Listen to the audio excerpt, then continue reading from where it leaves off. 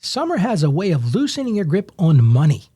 Just a little here and a little there until you look back and wonder, hey, where did it all go? And so if you want to enjoy this season without paying for it and stress later, today I'm going to help you build a plan that lets you enjoy summer and stay in control all summer long.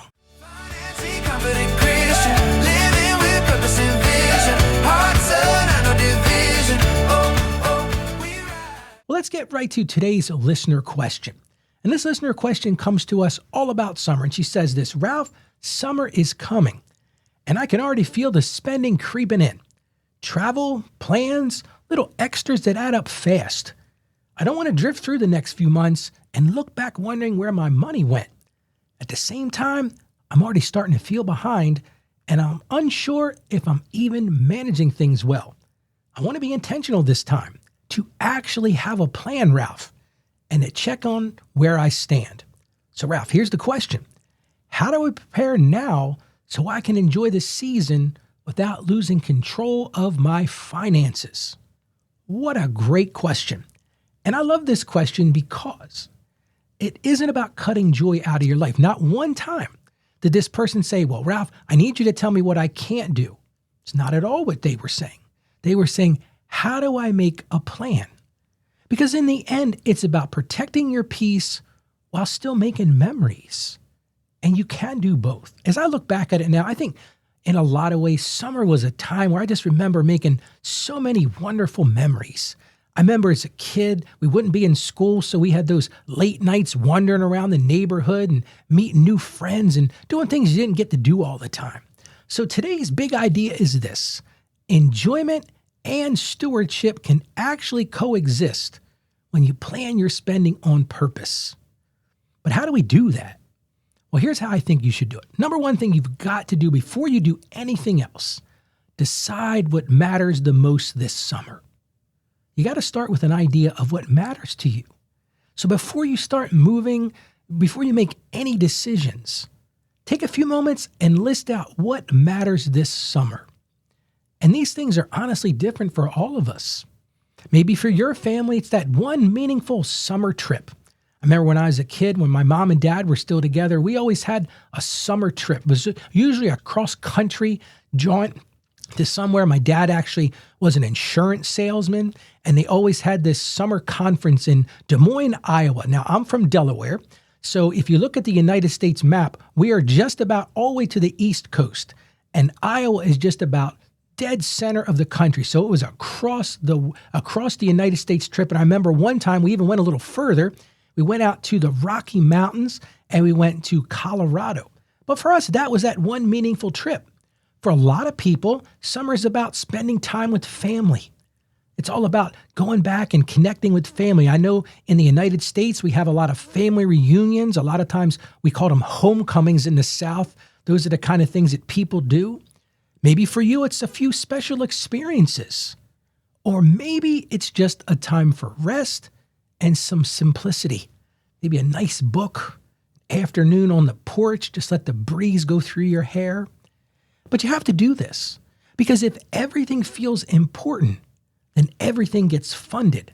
And when everything gets funded, you start to have an issue, don't you?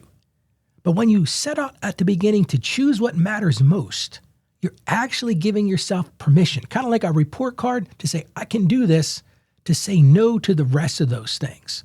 So think about what matters the most to you. Once you do that, then you can start to create a summer spending plan.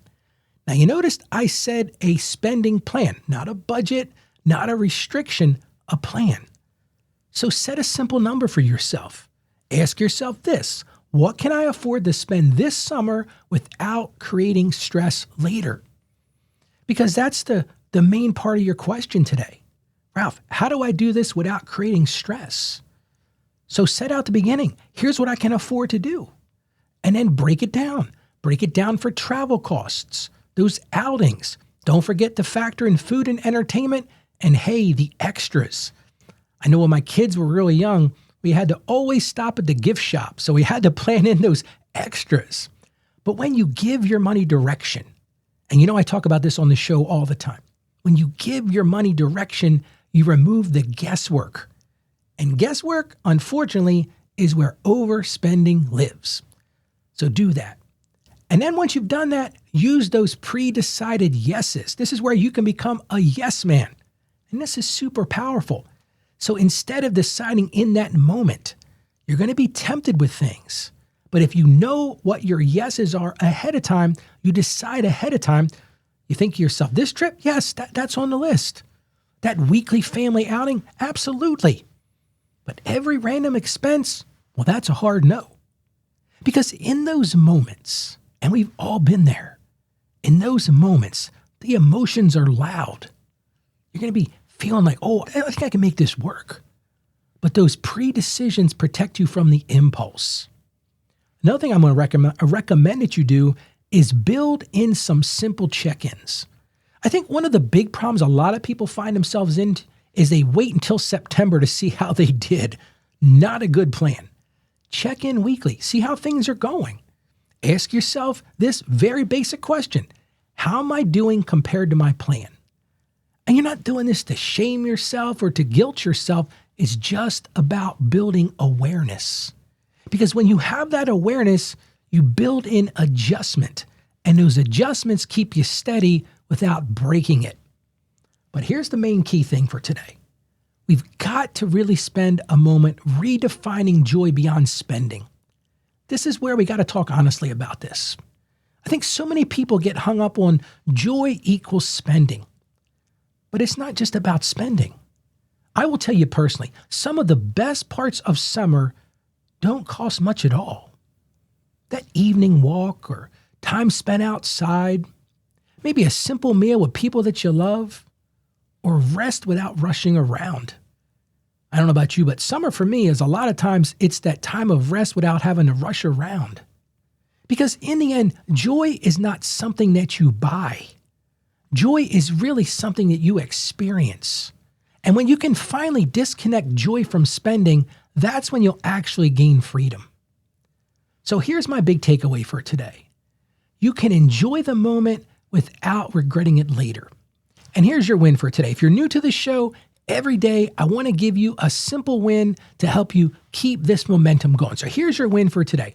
I want you to write down one thing that you truly want to enjoy this summer. What's that one thing? Like, I really hope we can do that. Maybe it's a trip to an amusement park. Maybe you always do a week at the beach, but whatever that one thing is, and then assign it a place in your plan. Now, you notice I just said one. Don't overwhelm yourself. You may be able to add more later, but just for today, just add one.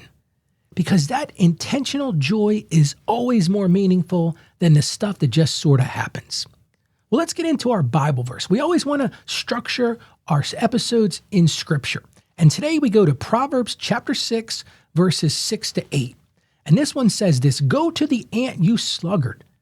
Consider its ways and be wise. It has no commander, it has no overseer or ruler, yet it stores up provisions in summer and gathers its food at harvest." Now, to be very honest with you, I picked this one because it uses the word summer in it, and that's what we're talking about today. But here's why it fits. God shows us the wisdom of preparing in advance. Why do you think that is? So we can enjoy what's ahead without creating stress later. That is really the answer to your question today. Let's prepare in advance so we can enjoy what's ahead without creating stress later. How about we pray together? Heavenly Father, thank you for the gift of seasons. I think sometimes we take it for granted, Lord, but thank you so much for these gift of seasons, for time with family, for rest, and for the joy you've given in our lives. And I lift up right now my friend who wants to enjoy this summer without falling into stress or regret. And I just ask that you would give them wisdom to plan ahead, Lord, and discipline to follow through. And most of all, Lord, help them to find peace in their decisions. Help them to find joy in those simple moments that spending could never give them. And remind them that you are the true source of contentment and peace. Guide all of our steps, Lord, and let this be a season of both joy and stewardship at the same time. And we ask this in Jesus' name. Amen. Friend, a planned summer brings more peace than a spontaneous one with zero regret. And if you've got a question for this show, I'm all about answering questions. You can go to financiallyconfidentchristtian.com financiallyconfidentchristian.com/question. Now, if you haven't been there for a while, we've kind of kicked it up a notch, made it a lot simpler. Just go to financiallyconfidentchristian.com/question.